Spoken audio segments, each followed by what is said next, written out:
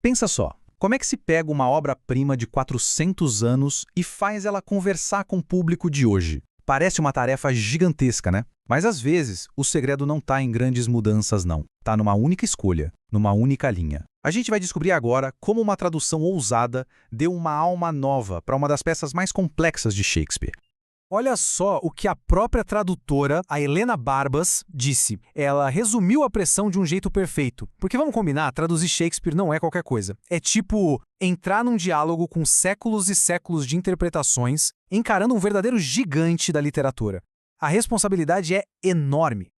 Então, o nosso roteiro hoje é esse aqui. A gente começa vendo o desafio que é traduzir um gênio, depois vamos mergulhar no poder que um único verso pode ter, vamos ver como isso transforma o Shylock, que deixa de ser só um vilão, e aí a gente pensa, por que essa peça ainda é tão atual? E para fechar, como tudo isso funcionou na prática, da página para o palco. Vamos lá?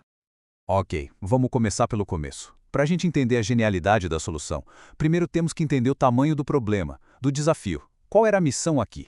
E o ponto de partida aqui é chave para entender tudo. Essa não era uma tradução para ficar num livro, sabe, pegando poeira na estante. Não. Foi uma encomenda específica da Companhia de Teatro de Almada. Ou seja, era um texto pensado para ser dito, para ser sentido, para ser vivido por atores num palco, na frente de gente de verdade, da plateia.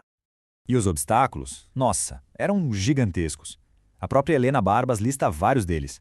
Pensa bem, metáforas que hoje em dia ninguém mais entende. Trocadilhos e jogos de palavras que simplesmente não têm graça ou sentido em português, pronomes super antigos, e ainda por cima tem que manter a musicalidade do verso original de Shakespeare. É como montar um quebra-cabeça super delicado, só que de palavras e de ritmos. Mas aí que tá.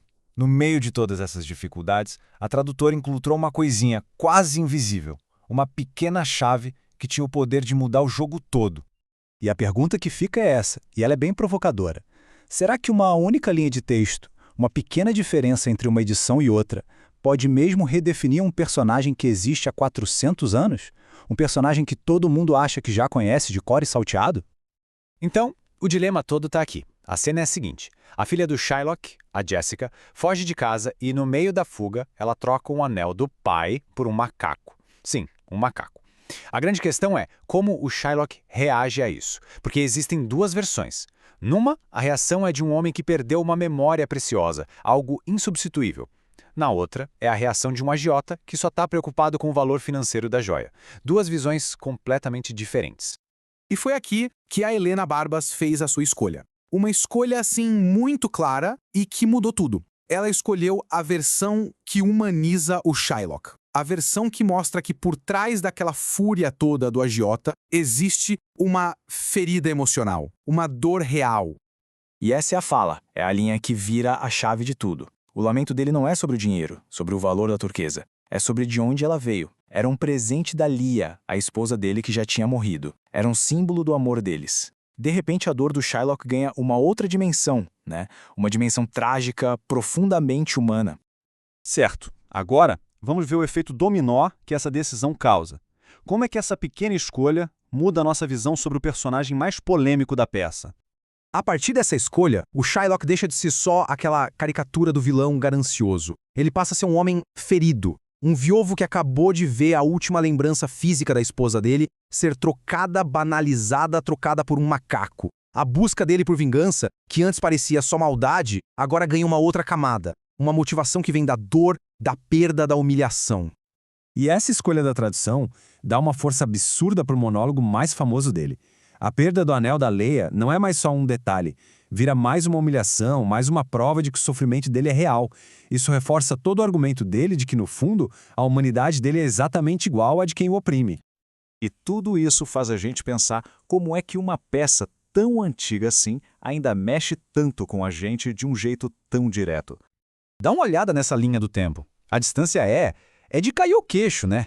A peça foi escrita lá no finalzinho do século XVI, faz mais de 400 anos. É um outro mundo, um mundo que a gente mal consegue imaginar como era. Pois é. E mesmo assim, a própria tradutora aponta uma coisa fascinante. Se a gente tira toda aquela roupa de época, toda a linguagem antiga, o que sobra? A trama principal é sobre um cara tentando pagar uma dívida que está acabando com a vida dele. É sobre alguém que pega dinheiro emprestado e não consegue pagar. Fala sério, tem coisa mais atual e universal que isso? Mas claro, uma tradução que nasce para o teatro só se completa de verdade em um lugar, né? No palco. Ali é a hora da verdade. É quando a palavra sai do papel e ganha corpo, ganha voz, ganha vida. E a própria Helena Barbas usa essa expressão que é perfeita. O texto foi testado na prova de fogo. Sabe, toda a teoria, toda a intenção por trás da tradução, tudo isso foi colocado à prova no momento em que as palavras precisaram funcionar na boca dos atores, no ritmo da cena e, o mais importante, na frente do público. E essa prova de fogo aconteceu de verdade, na produção lá de Almada, em 2002. Foi essa equipe, com direção do Joaquim Benite, que teve a missão de dar corpo e voz a essa nova interpretação, de apresentar para o público um Shylock muito mais complexo, muito mais humano.